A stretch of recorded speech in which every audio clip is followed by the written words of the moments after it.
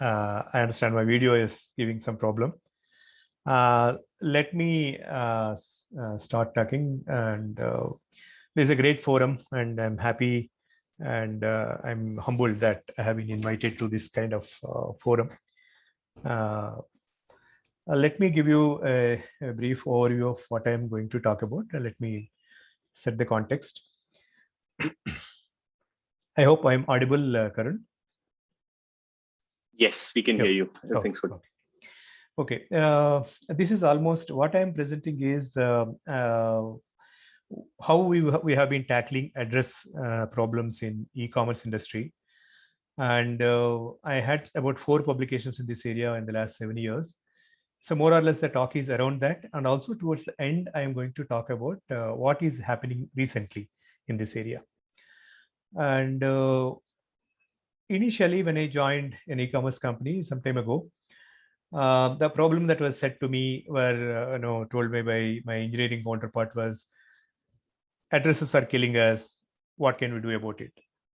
So you need to understand, no, this is how the typical business statements will be for all machine learning data science people. And those were the days when data science was seen as something that every engineering unit should have. And they are given freedom to solve some particular problem. When the data scientist solves that particular problem, then they would try to see how to really make use of it and how to deploy it. Is one end of the spectrum. The other end of the spectrum is the moment I have said that this particular problem exists, the data scientists will start working in a sprint or two. The solution will be ready. So these are the two extreme views those days we used to have. And this problem was typically set that way, like addresses are killing. What can we do about it? To understand more, what I had done around that time is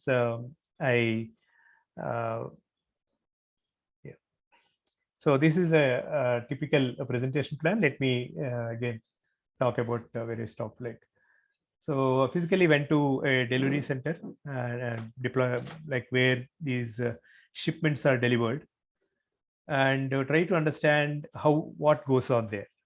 Right? So typically what used to happen is there is huge set of shipments that used to come from the say mother hub to the delivery center. And those shipments are initially early in the morning. There used to be in scan whether all these shipments that are sent by mother hub really received at the respective delivery center. After they're in scan, there are huge bags, of almost of the length of 3 to 4 feet high. And once it is in scanned, and they are kept back and tied back again. So around 8 o'clock, 8 to 9, all the delivery agents come. They stand in a circle, and one person opens the bag and pulls out each shipment and read out the address.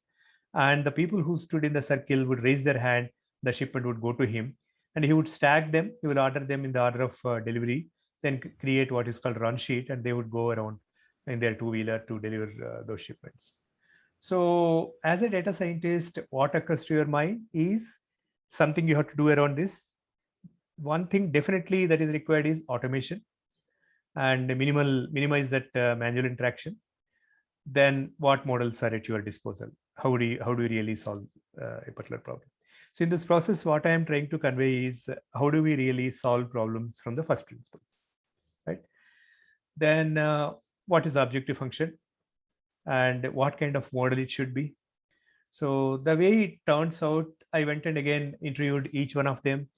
When you read an address, I tried asking the agents, like, what occurs to your mind, right? And the agent would say maybe it's a Pizza Hut or Ganesh temple, or something like BDA complex. In Bangalore, there is a places in every area. Like there are the area where you get all from post office to different shopping shops will be there where you can buy things.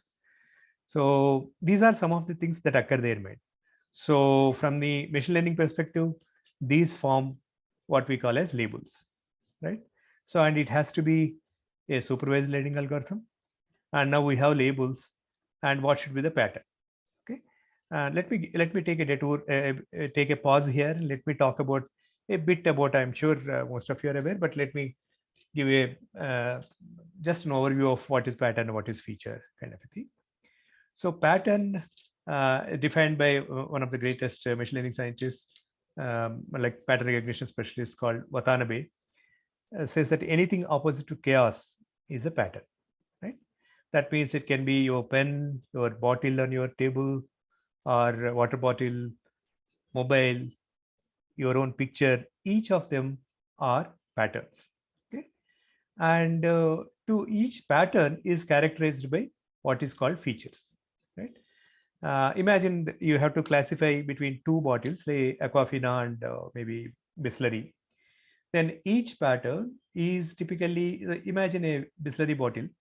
If you carefully see, there are at least 4 cylinders. You can divide into mathematical concepts of 4 cylinders. The bottom portion is 1 cylinder, middle is another cylinder, slightly lower. Then again up above that there is another cylinder, and above that there is a cone that forms the where you can really put the cap on the table, cap on the bottle, and towards the end the cap itself is another cylinder. Now, if you have to represent these multiple cylinders as in terms of mathematical units, you can say the first cylinder has a diameter and a length. That means D1 L1, second cylinder D2 L2, third cylinder D3 L3, fourth one D4 L4.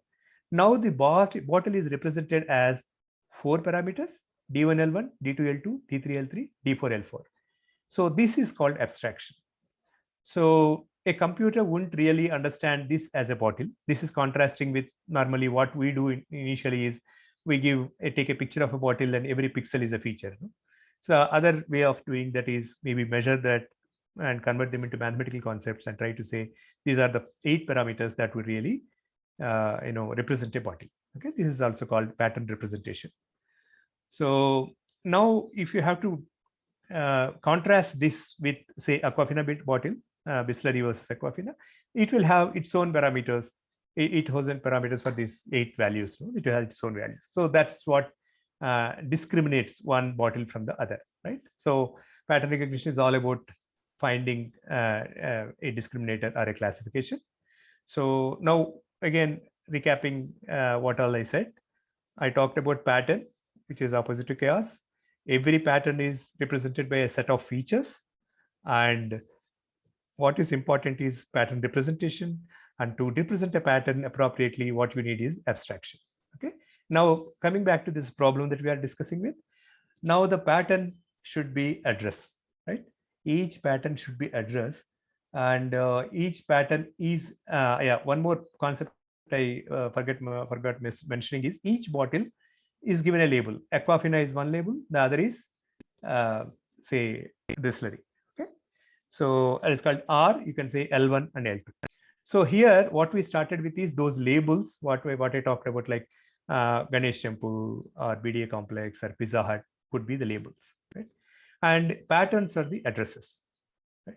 Now, in order to track that, you are able to ideally what you are expected to do is classify each address into one of so-called sub-areas. Now we define an area name called sub-area, which each pattern is subdivided into multiple sub-areas.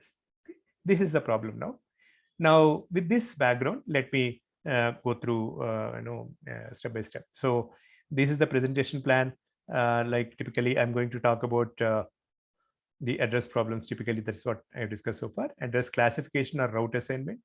In different places, it is called differently. So that's why I'm using both the names. What are the data challenges? How do we model? What are the solutions? Deployment challenges? Some experimental results, and I will summarize towards the end. Likewise, we have other problems, like there are addresses that contain only jumbled letters like AF, like ASDF, GHI, some kind of numbers, no? ZZZ, Why they are coming, I'll describe why such addresses will be there in e-commerce. I will discuss when it comes. That I'll talk about how monkey trap addresses really affect the e-commerce and how do you really solve that particular problem. The third one is address clustering. And there is plenty of fraud in e-commerce. And while tackling the fraud, we came across that the fraudsters, what we call say resellers, they try to game the system. and how do we really game the system? How do we really get over that? I will discuss more in more detail in clustering. And towards the end, I'm going to talk about most recent advances in address modeling, right? And what are the recent works that have happened, and how things have changed over a period of time. And even my own solution, which I started here almost about 7 years ago, how did I modify to get better of that? Most, in fact, we have used transformers to get better of the solutions. Okay. And again, formally, let me define what is an address. And please feel free to stop me at any time, and I'll be happy to take the questions. And you don't have to wait till the end. Anytime you can step in and say that, right? So let me formally define what is an address. Address is one that specifies location by reference to a thoroughfare or a landmark, or it specifies a point of postal delivery. Okay, this is what is by United States thoroughfare and landmark postal address standard. This is how an address is defined.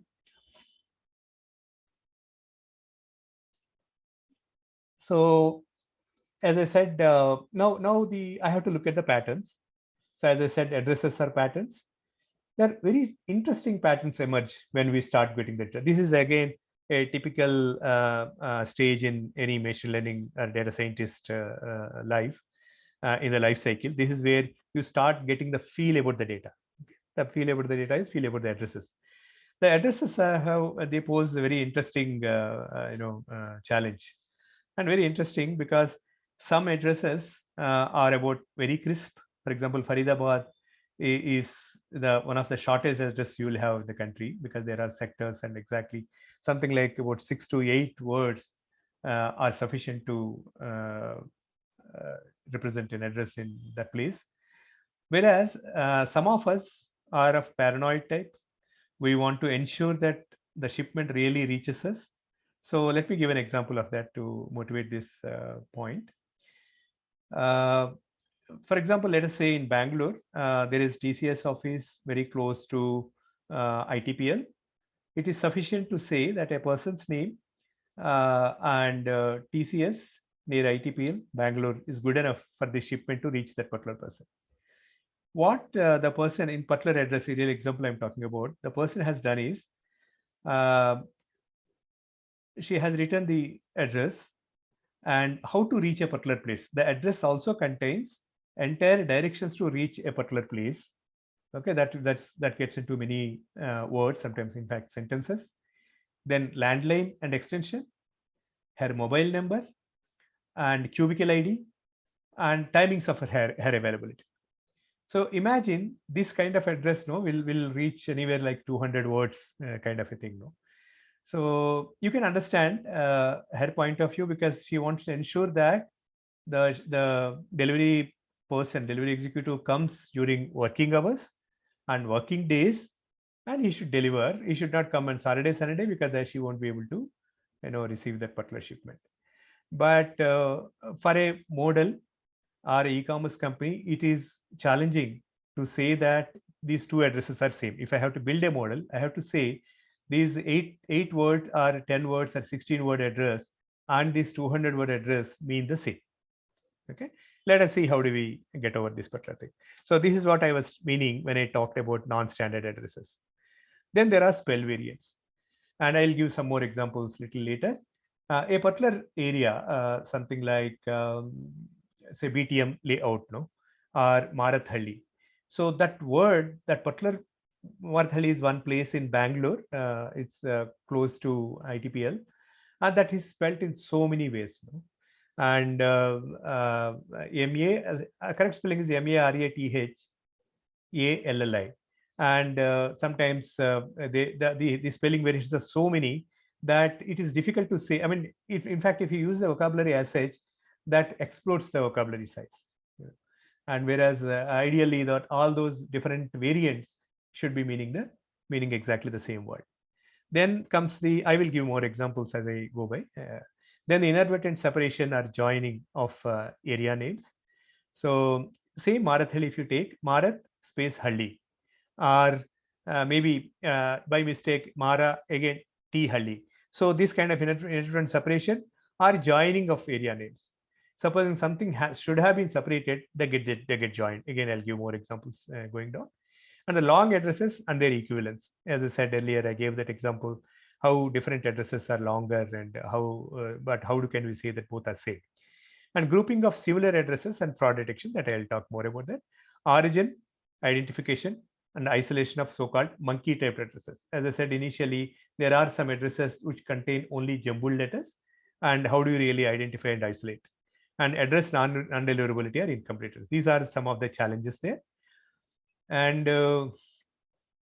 that means as I start building model, during my pre-processing itself, the pre-processing itself will contain multiple machine learning models.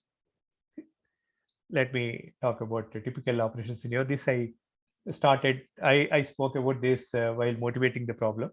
So this is in scan of shipments, manual reading of addresses, assigning a route to an FE, and sorting and delivery. These are typical operation scenario at Hub. So what I have done is I went and spoke to FEs, the senior most field executive, the manager. I went and spoke to him, and how can I capture the number of sub areas that you have in your delivery center, right? And when I go on to speak to the senior FEs, he would give something like 30 sub areas. Then I would go to another person, he gives 25, another person 23, again 35. This kind of variation was there. Then finally, what I have done is I brought all of them together, then tried requesting them, how can we optimally represent this, right? This is the final set of classes this particular delivery executive and the delivery center has. So that finally came to about 23 classes or so. Okay. Now the problem reduces to classifying an address to be belonging to a predefined sub-area, right? And allocation of shipments to a route or a fee based on a machine learning based classifier. Then ultimately, imagine if I can deploy this particular solution at a delivery center, there has to be, the moment it is in scan, I should show the that area, that particular sub area. The moment it is shown, it can be put in that bag. Or little more sophisticated is, I can keep it on a conveyor belt. As the conveyor belt moves, I have a vision solution which reads up the address and quickly identifies which sub area it belongs to. Right? So this is the area. This is a typical sub areas might look like. For example, A1, that's a bigger contour. Imagine this is the area covering a particular, say, ITPL or some place in Bangalore, and there are sub areas like A1, A2, A3, A4, and typically A8, A9 is shown, but there were about 23 sub areas in a particular hub. I mean, I'll talk about more hubs. How do we proceed? So again, looking back at the data and trying to see how many words are there in each address. What I noticed is the addresses ranged from just 4 to 75. These 4 were those jumbled letters or monkey type addresses. And there are few outliers which are more than 100, as I said, directions to reach a particular place and timings of their availability, etc. And the words like apartments is spelled as many as 263 different ways in about 20,000 addresses. Whitefield was spelled in 24 different ways. Industrial, the word is spelled 25 ways. Bangalore in 161 ways. And Karnataka, the word is spelled in 70 ways. Right? The structure in address is lacking. Even in the city like Bangalore, we expect people to be more educated and kind of a IT capital kind of place. And there are tech-savvy, more educated folks. We expect less number of spell variations. It's not really so. And another interesting thing is, imagine I have, say, 4 members in my family, and all of us are living under the same roof, and each of us tend to write our own address in a different way. Right? For example, the address is like 243 Second Main ISRO Layout, Bangalore, and somebody would add another area name called Bikasipura, and somebody else will add near bus stand or opposite to Triangle Park. So with each of that, imagine within the same house, people write their addresses differently by adding little more, landmark or something. So that's the challenge here. And another thing is, the sequence, the smallest unit to the largest unit. Like for example, house number to the city, it ideally should have gone in an increasing order of abstraction, but it won't really happen always. Some words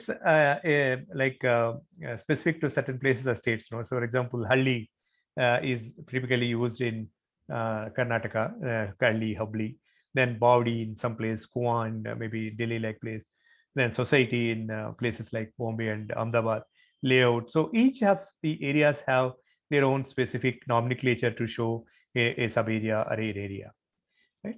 And just a brief discussion about addressing systems across the world. Some of the most well-formed addresses are in US and Europe. And there is also equivalent geocoding. Every address has clear geocoding. So it's like more or less equal mapping. Every address is very nicely mapped to lat long. Whereas in India, unless almost you yourself upload your own address location, you won't get that lat long for your house. For example, I have uploaded on Google Maps, so I can see my address when somebody types my address, but it is not necessary that everyone would have done that.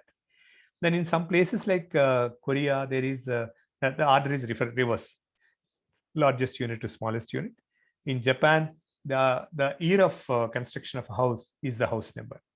And countries like Brazil and India, so-called third world countries, we don't have a formal structure, and there are a lot of variations, and all these challenges that I talked about, they're all present here.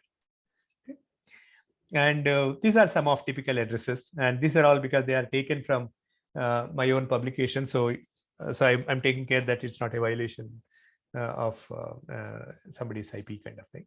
So imagine this is Raghavendra layout. Ideally should be pronounced as Puttanagare space BHEL, is not Bhel actually, ideally BHEL layout, Rajarajeshwari Nagar, some Bangalore. Bangalore is removed here deliberately, but this is the pin code, right?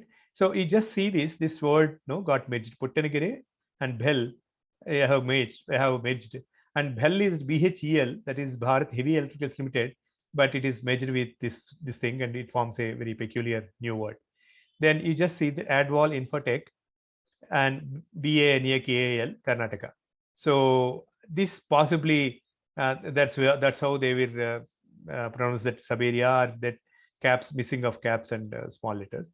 Then Jyoti Enclave, first A Cross, Kagadaspura, CV Raman Nagar, opposite August Park, 560. This is a defense area, and August Park is the name given to a particular park in the defense area. Defense residential layout. Okay, and see this little longer. Then first main cross, second B cross, first main cross, second B cross, Nanjappa layout. This is the actual address I pulled out. So this is itself this is unnecessary. This is totally unnecessary. They kept typing and they realized that this should not be there. Things have changed. I will talk about that towards the end now.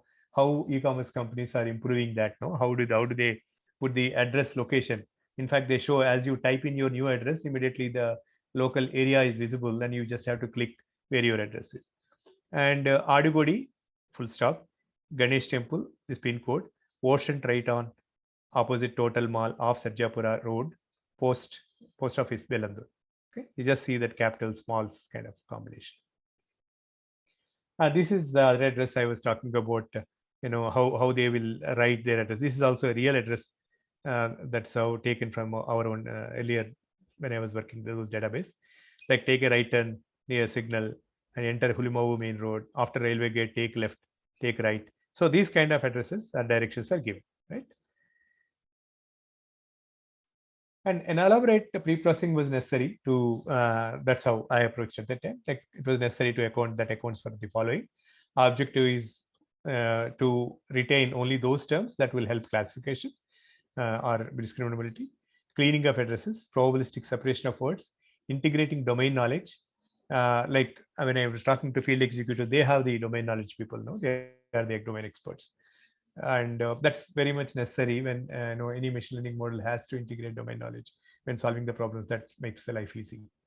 And whereas a typical data scientist or a machine learning person is more like a mathematician, he tries to form a formal mathematical statement and the real world is in the domain expert's hand. It can be fashion e-commerce, or it can be anything. No? The domain could be different, and we need to understand from the domain experts about the particular problem.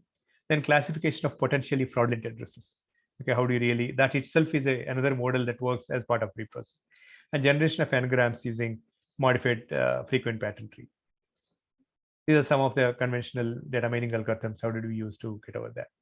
And each of this is the original vocabulary size, 210^8. At each stage, as we try doing pre-processing, it reduces to almost 50% of that. So in the end of all pre-processing steps, the vocabulary size is reduced to nearly half, and now it becomes manageable to build a particular model. Okay. These are some of the spell variations.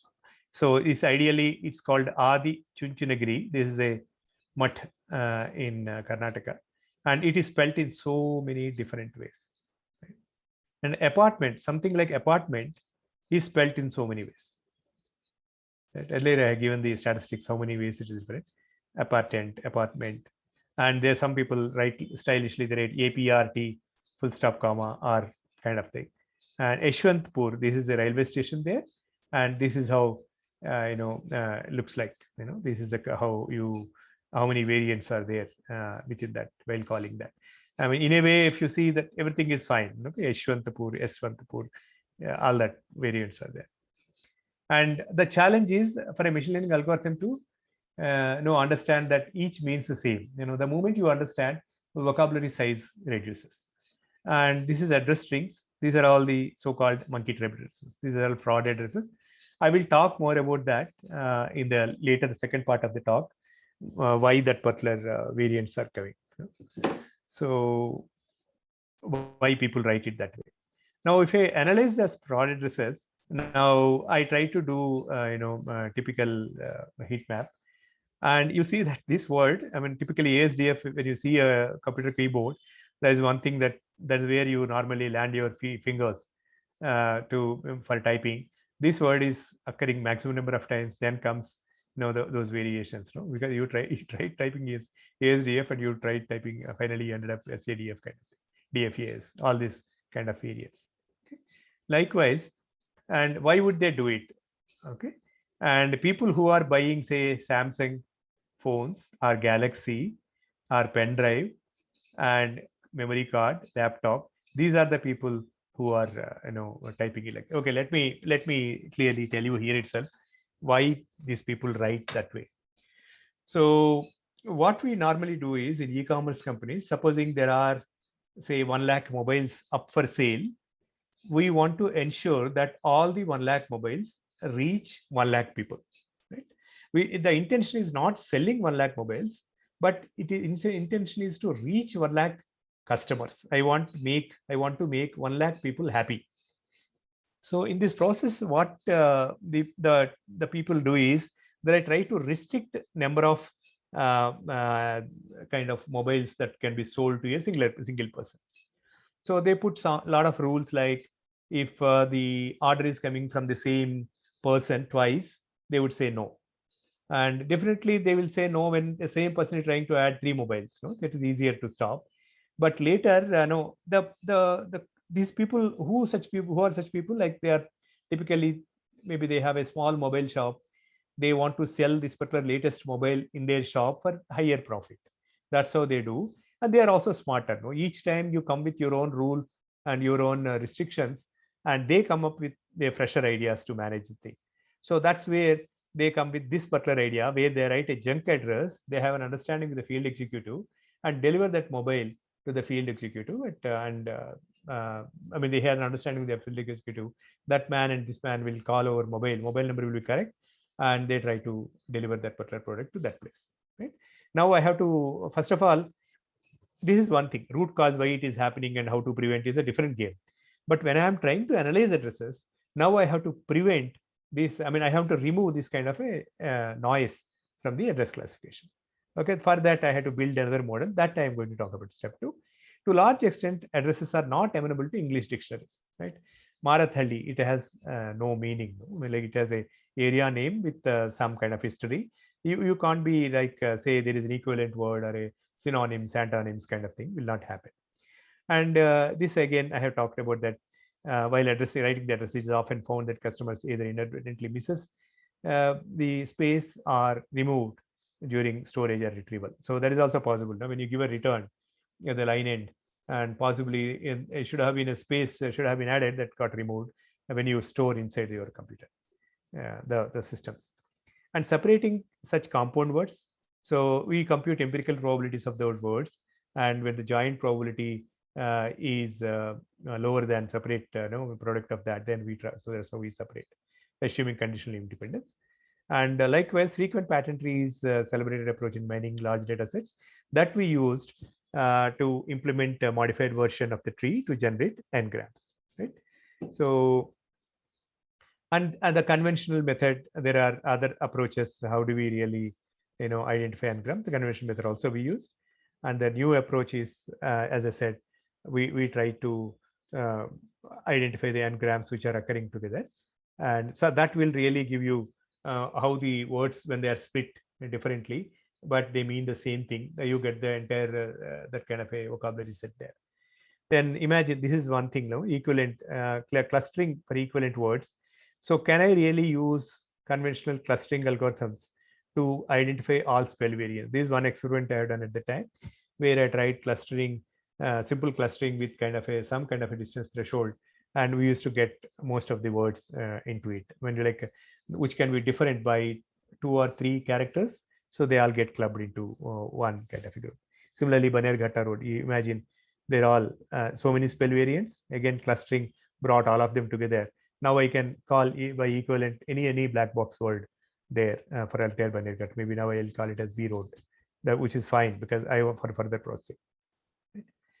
And then the semi-supervised approaches. So another interesting problem is now I have patterns and features, and what I don't have is labels for the patterns. I know the set of labels that broadly get into, but for each pattern, how is it labeled? The domain expert is a field executive. What I have done is I went back to the delivery hub. I went and requested them, will you be able to label some set of addresses so that I can build a classifier? And practically, it's not acceptable. No? Like, for example, they are not interested in sharing, because typical field executive job is the moment the his bag is ready, he will put it in his backpack and go and deliver and get back by 5 o'clock. He will come back, and whatever is could not be delivered, he will list out and list and tick off all the things that are delivered, happily go home. And you are asking him to sit and write, label each of those addresses. But it took some time where I had to use multiple channels to make those people come to my office and label them. I have kept them in a AC room, which is they don't want this kind of room. They know what they want to do every day, but it's a kind of forcing. You have to take care of his all comforts like coffee, tea, lunch kind of thing, and managed to keep them for about a week in the office. Gave them a list of about 20,000 addresses, and asked them to give a drop down menu and ask them to tick each address which sub area it belongs to. Okay, they are not the conventional annotators. No, they don't know how to really label them. Imagine there is an area, I don't know if some of you know in Bangalore. There is a place called something like some IT hub. Okay, in Bellandur. There is EcoSpace. There is a place called EcoSpace. So imagine Accenture. Accenture is available inside EcoSpace. Now somebody writes Accenture Bellandur. It should have the label should have been Bellandur or EcoSpace. Whichever comes first, they would tick it off. So this again in machine learning, what we call as noisy label problem. So how do you really manage the noisy label problem? This is again another problem. And at some point they got bored. I said, we can't label here, and now another festival season has come. Now we have to go deliver. My manager is asking to go back, and finally I got only 12,000 addresses labeled, and that also is noisy labels kind of thing. So this is one thing I have taken, sub area list, which form labels. These are all, and got the labeled addresses manually labeled, raw data, pre-processing, and features, ultimately get into features. Machine learning algorithm is a classifier, and testing with the test address. Again, you have to pass it through the pre-processor features classification, finally predict the label. So this is the problem. The other way of doing this is unsupervised, and which you do the text clustering and based on the clusters possibly label them and try using them. We didn't follow this approach anyway. Just want to give you a way of handling this. Could have been that way also. And we started experimenting with limited data set. Then what we done is wherever we got decent accuracy, very decent enough, like almost like 90 kind of % of accuracy, then we used semi-supervised approaches to increase the label data set. And then ensemble of multiple classifier. Each classifier looks a particular creates that decision boundary in a different way. Then tried making use of ensemble of classifier to get best accuracy. So these are some of the accuracies that we got. Okay, these are all kind of between around 90-95% accuracy. Then ultimately the solution was novel. This is the publication around that time. Then when the CEO at the time was commenting that this is another first to our company. I mean, that's almost like there was no publication to the company at that time, and he was happy to see this particular publication. And very, when you look back, you look with pride and happiness kind of thing. And the solution is novel and developed in-house. No similar solution was found in literature, and this is a publication. Right? So let us talk about monkey-type addresses. I already explained how do they occur. I may little overshoot from the time. I hope it is okay, Karan, because let me say I'll try fitting in within time, but let me see how can I manage. And these monkey-type addresses, why do they occur? I already spoke about. They are the people who try to game the system to get whether it is a 1 TB disk or which we were restricting. Because why do we restrict is we try at e-commerce, we try acquiring more customers. In this process, we don't mind burning some money. Okay? We give some 500 rupees discount on a mobile, which we ourselves don't get, say. Okay, and I mean, this is I'm talking about notionally. I don't know really is it 500 rupees or 1,000 or 2,000 kind of thing, but there is a decent discount. When we buy in bulk, we also get discounts, and the company also uses my company route to sell more mobiles. So that's how they try selling more. In this process, people try to game the system. That's how these addresses would appear. Okay, and these are some of their monkey-type addresses. Like you see this DD, keep FK, DDD. This kind of words would happen. So the variable string length has maximum number reaching about 100 characters. Okay, most of them have repeated substrings called ASDF. So this is one address, ASDF, GIJ kind of thing. Some addresses are provided as multiple monkey-typed strings just to mimic a normal address. That means, imagine I am writing my address as 243 space second main space ISRO space layouts comma Bangalore. So just to mimic this, even the monkey-typed strings of characters, they give space once in a while, as if it is a just fooling the system that there are enough spaces. Supposing you have set your system to check for spaces in the addresses, imagining that monkey-type address will be a long string of without space kind of characters. So they game the system even in that way, right?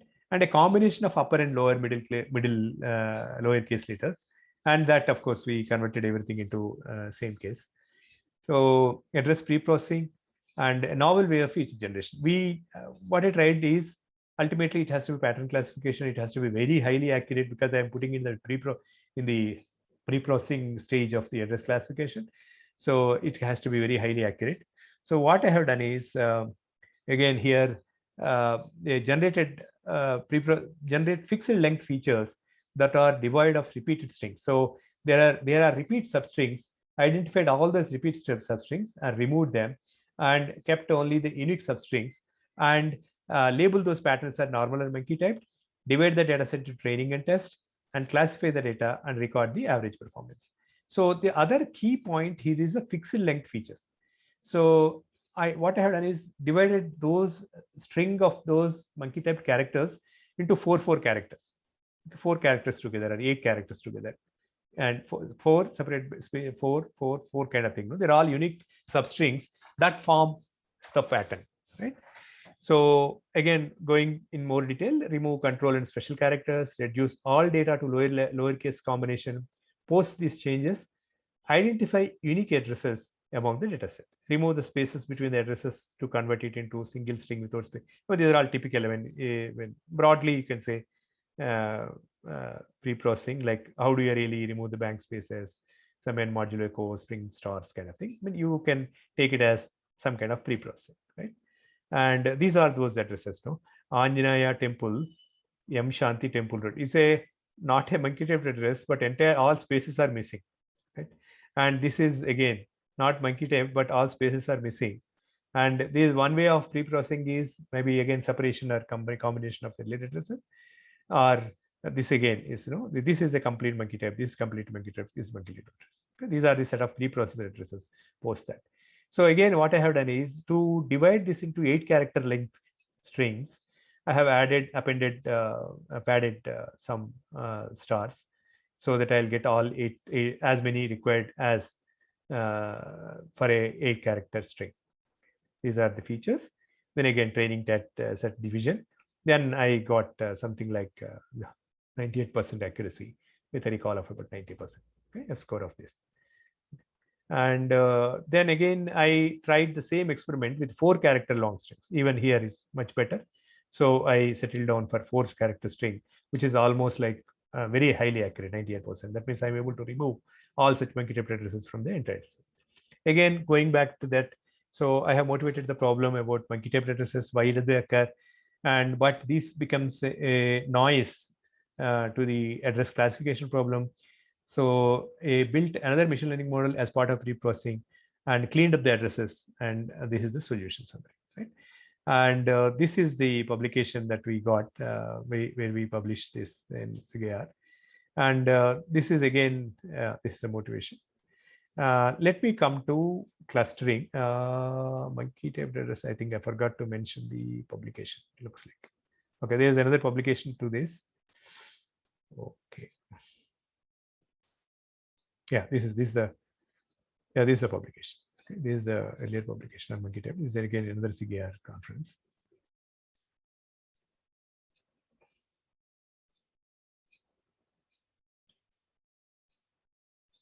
Now comes the address clustering. So this again, let me motivate the problem. What happens is, as I said earlier, while they like monkey type addresses, the resellers have become more intelligent, and there are multiple frauds in e-commerce. No, like a reseller fraud is one such, where people buy in bulk or at least more than 2 or 3, and they sell it in retail somewhere from their closest shop or something, close and sell to a friend. The other fraud about sellers, where sellers fraud the system. For example, imagine I order shoes, and I use it for a week. I didn't find to be comfortable, or I made my day. I mean, I want to wear my new shoes for an event. I have made my day, and I want to return it now. Okay, this is a fraud from the customer point. Definitely, I should not have done that.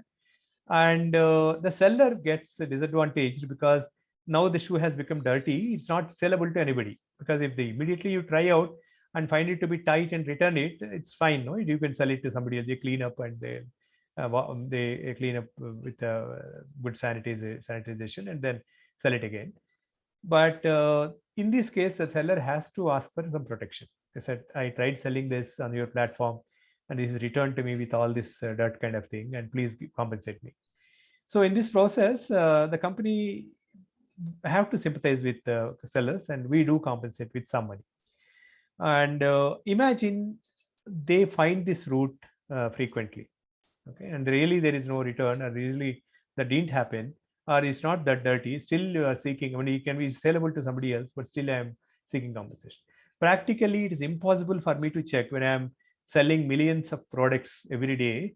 It is impossible for me to check from the seller each product that he got is really saleable or really spoiled kind of thing, right?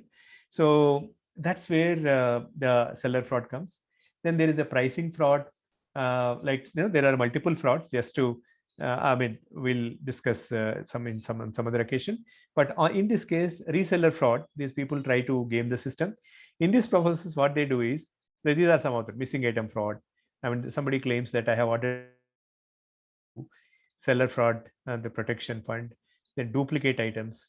So I sell, as a seller, I sell duplicate item and charge the original item price. Okay, pricing fraud. Pricing fraud is about, again, trying to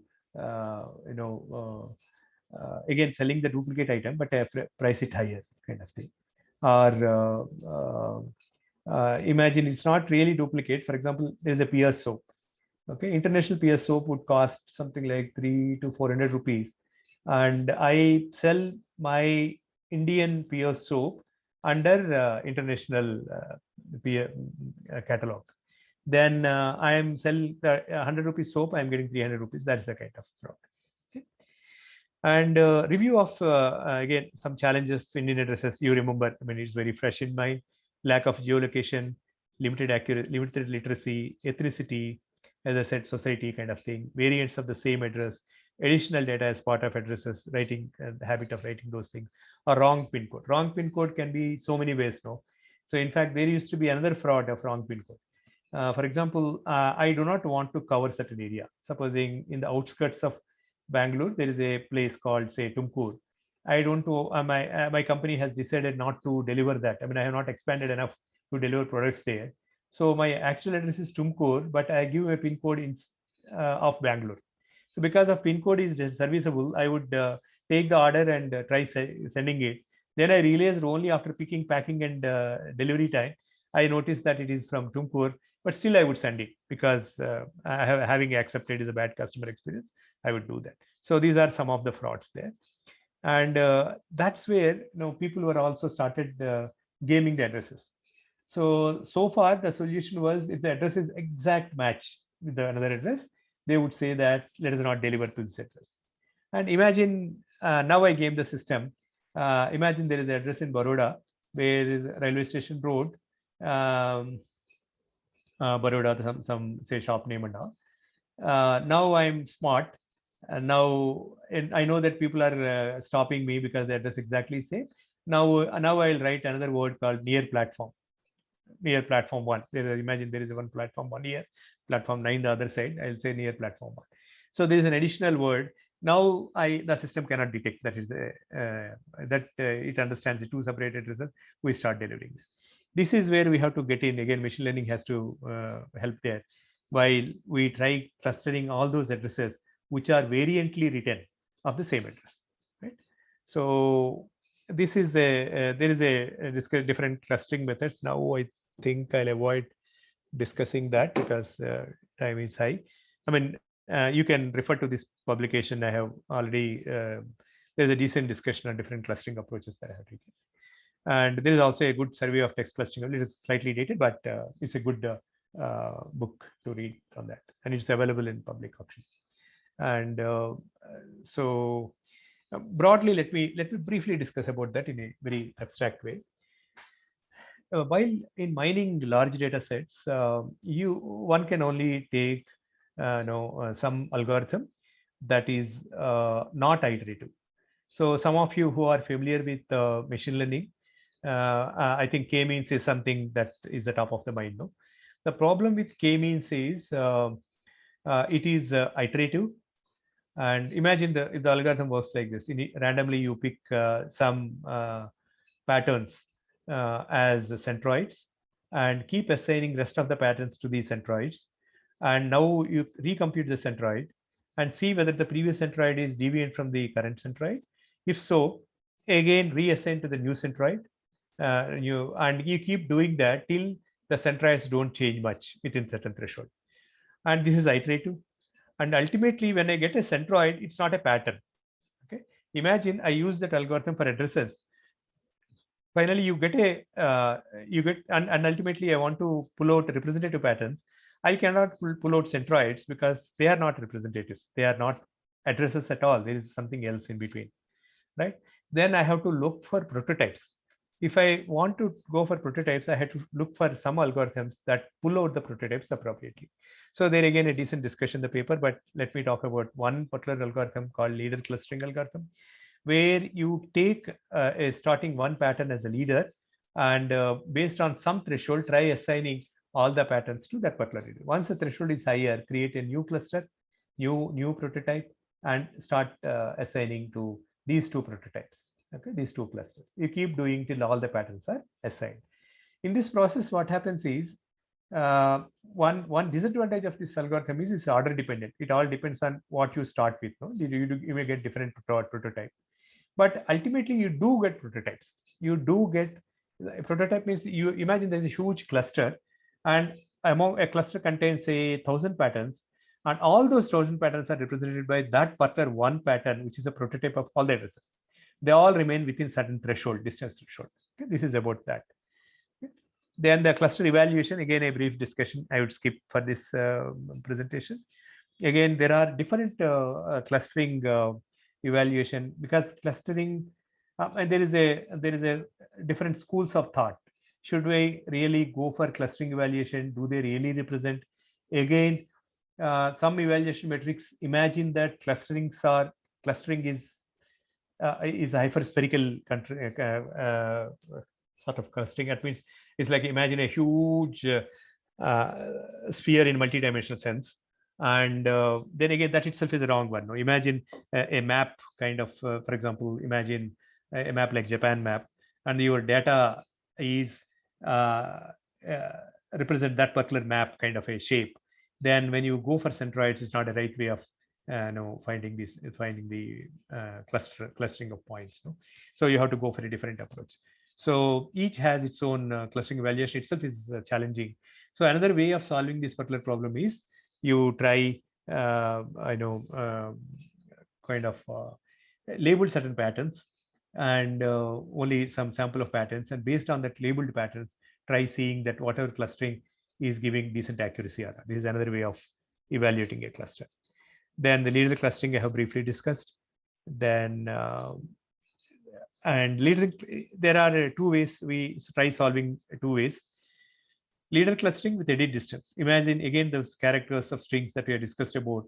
If those like for example address to address, if the variant, if the words to word, if they deviant by 2 words or 3 words, that means edit distance threshold is about say 2 characters or 3 characters. Accordingly you cluster them. That's one way. Another way is we compute the word embeddings, and then again use leader clustering to compute the clusters. Right? So approach one, it considers words directly of an address, and within each address document that has a complexity of this kind of a complexity. Leader with edit distance, because you have to do the n into m kind of comparisons also, because one has n words and there is m words. And word embeddings based approach is the second one, which is again it's better than the first one. Then again edit distance based spell variants, it will bring out all these kind of sorry, it's not embeddings, there are cluster representatives like apartment. These words let me rephrase that. Spell variants of apartment in edit distance based approach, all these words come together into a single cluster. Whereas in embeddings, this will pull out even some word like apt also into this. Okay, this is the advantage when you use embedded based approach. Similarly, college, see so many ways of different ways of spelling. That means within 1 or 2 characters, I'm able to do edit distance based clustering. Whereas in embedding based clustering, even the CLG, okay, COLG, CLG, and these things even get into this cluster. So embeddings is more efficient way of handling all related words. And this is one sample word, again a cosine similarity. The same word, same address, with the same address, of course, is 1.0. Now imagine these are the additional words that are coming. Now again, if you go back, the initial example of directions to reach a particular place kind of example. So those words, because they are rare, they won't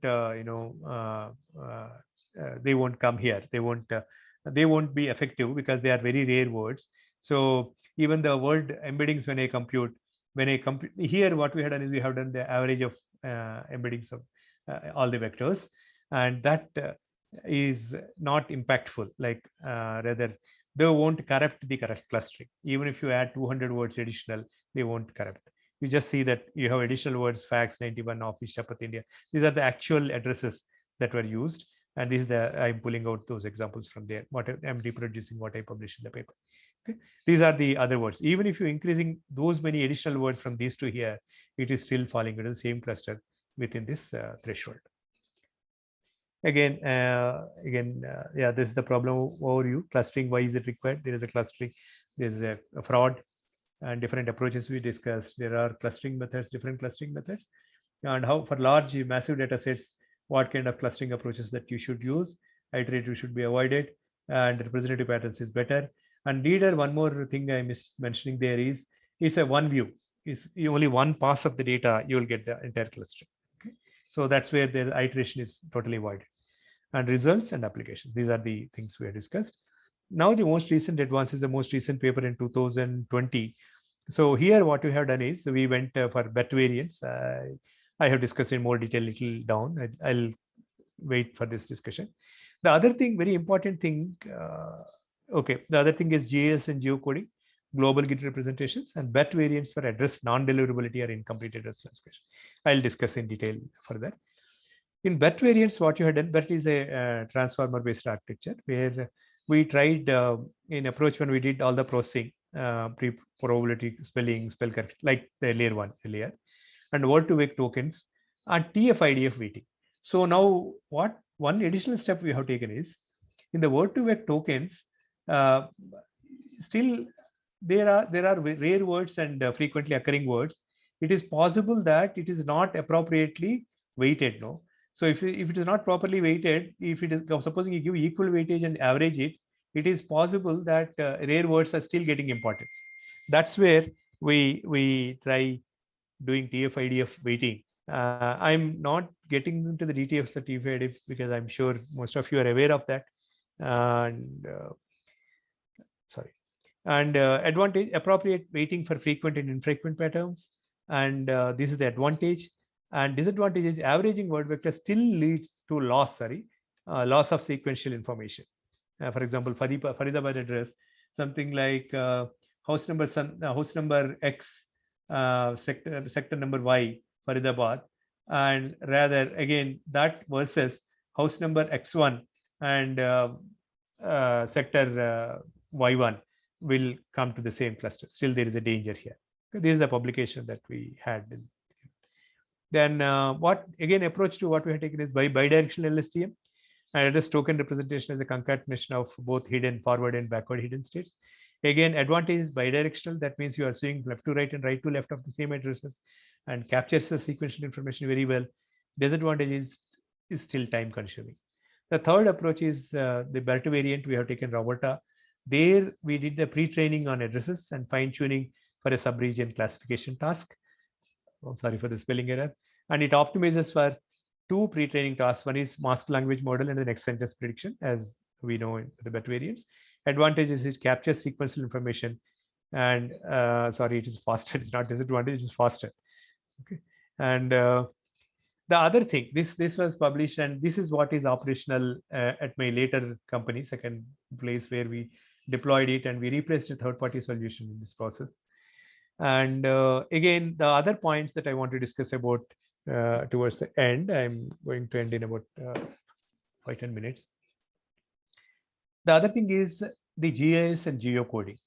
So this is something happens all over the places, like a more developed economies, they follow this kind of approach where every address is well geocoded, and you just have to choose one of them, either geolocation or address. You would perfectly reach there. In fact, there are ways of mapping even the floors in a multi-storied complexes. Then the global grid representations.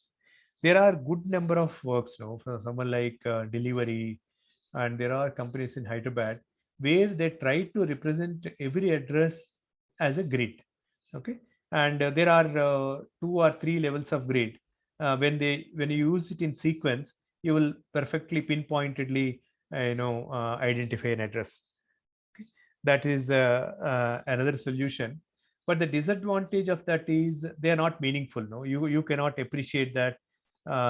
Supposing something like AX3, BX5, and C3. So that perfectly identifies your address, but it doesn't say 243 ISRO layout kind of thing. So that is the other disadvantage. And again, so storage retrieval, then mapping, and then mapping that code to the actual address kind of thing are the other challenges. Then the other approaches are like mapping companies have come with their own ways of doing that. In addition to geocoding, they themselves structure address in multiple hierarchies and try building those address hierarchies. That is other, again, I'm not taking the names by choice. And there are mapping companies, they come with their own kind of thing. And imagine the companies, the cab companies that use those mapping companies, they effectively localize your address decently well. Then this all the work that so far I have talked about, all the 4 papers. I mean, I noticed that they got used by Razorpay team when they talked about predicting completeness of unstructured shipping address by ensemble methods by the Razorpay team very recently, 2021 paper, where they have used convolutional networks and XGBoost as a combination. That's where the ensemble is coming. Then the third thing is the most other recent paper that was published in by the Swiggy team is about mining points of interest via address embedding, which is an unsupervised approach. Again, there's also a professor from University of Maryland who had published this particular paper. So these are recent updates. It's not exhaustive, but things are changing. Geocoding is getting more and more adopted, but still not exhaustive. But India is still not very far from that. So we are on the way, and that's the reason the entire motivation of taking these problems based on text alone approach is because we didn't have geocoding. Okay, that's where the approaches were really useful to the company. We saved a lot of money from the third-party solution. We were able to quickly deliver those solutions to the e-commerce companies. So this concludes my presentation. I'm happy to take questions.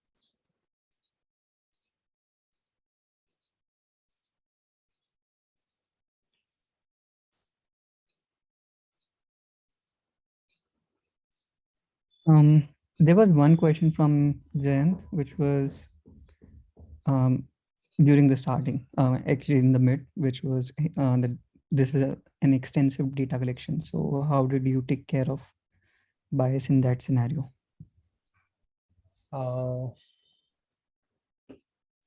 Bias is minimal in this particular problem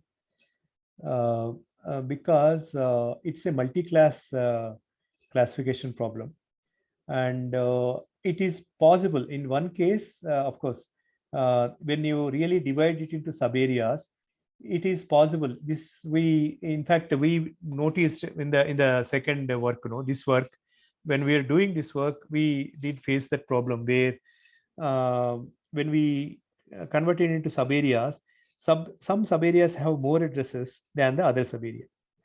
Imagine, just for the argument's sake, there are 20 sub areas, and 16 of them have about at least 100 addresses and more, or say 100 to 150 addresses, and remaining 4 have about, say, 30 addresses. So this is what can cause a kind of imbalance that we tried again increasing the increase the data set for each of those sub areas, and artificially. That's one way, and in fact we didn't face that kind of serious misclassification error. The other thing was, when we are trying to replace a third-party solution, in fact we were surprised to see that the third-party solution was wrongly labeling the route number to a particular address. I mean, at different points of time, the address is given different route number. So that gave a challenge to evaluate our algorithm, because we took them as reference to evaluate our algorithm. Then it was that when the error was, when the accuracy was inconsistent, then we tried to double click and see why that is getting misclassified, and found that that kind of routes were like misclassified, and then we tried to fix that, and we went and discussed with them and how it was happening. That's how we got over that. I hope answered. I mean, I'm open to take up further. Yeah, if you are not satisfied, you can raise that. Got it. Thanks. So there's another question from Nikhil. He is asking, in case of pre-processing, would acronym replacement work efficiently? Will acronym replacement work efficiently along with other pre-processing tasks mentioned in the deep contextual embeddings paper? Actually, it's not. I mean, in fact, what we should really do is either the expand, for example, let me just to make everyone understand, imagine there's a word called KIAB, that's called Karnataka Industrial Advisory Board or something like that. This is the acronym, and the actual expansion is whatever I said just now. So best way of doing that is mapping that long address to a single address. That's the easier way of doing that. Otherwise, acronym as such doesn't cause problems even in the embeddings. It will help actually. It will not trouble. I mean, it is taken as another keyword or another one piece in the vocabulary. It doesn't affect the accuracy. All right. He says okay. And there's another one from Vidya. He is asking, is there any sample code GitHub just for a subset of this data? No.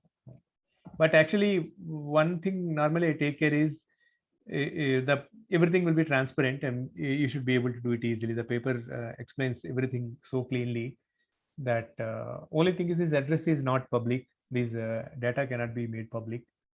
And also I have moved out of the companies and we are all governed by, we can't share customer address typically. It's difficult to get the data set. There's another question from someone. They're asking, what feature embedding did you use for words like Marathali and Marathali clustering? That's actually, I mean, again, we went through some pre-processing there to combine the addresses. Post that, we went for embedding. CVOW was what was used, and that's where even if imagine just for argument's sake, even if his Marathali is two separate words, it is still fine because their two separate vectors will be there. When you combine them with the appropriate weightage or something, it would not matter much. But we did go through some pre-processing.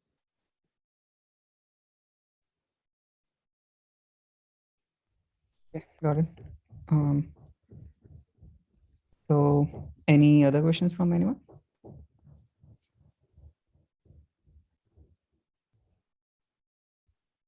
I guess one more that's scrolled by Ashish. Yes, Ash. Yeah. Phonetic algo. What was the question exactly? Yeah, I can answer that. We used that also. In fact, in the second part, when we went for embeddings, we used both phonetic distance and edit distance both together, and it helped actually. It really helped. Ideally, we should use that. Got it. All right. Any more from anyone?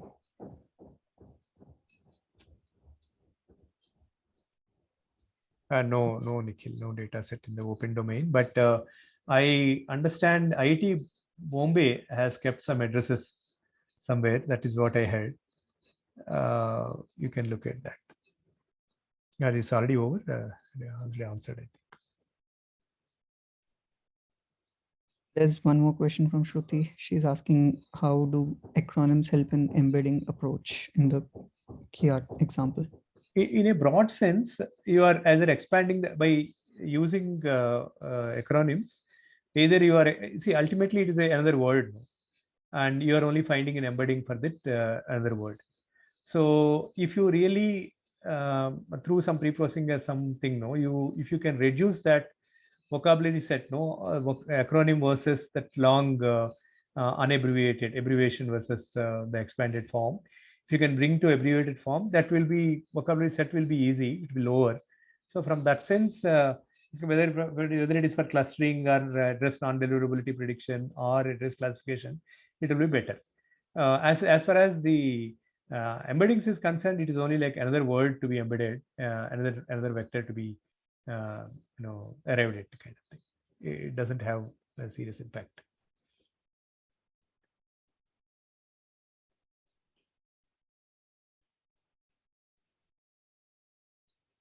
Right. She's saying thanks. Are there any more questions?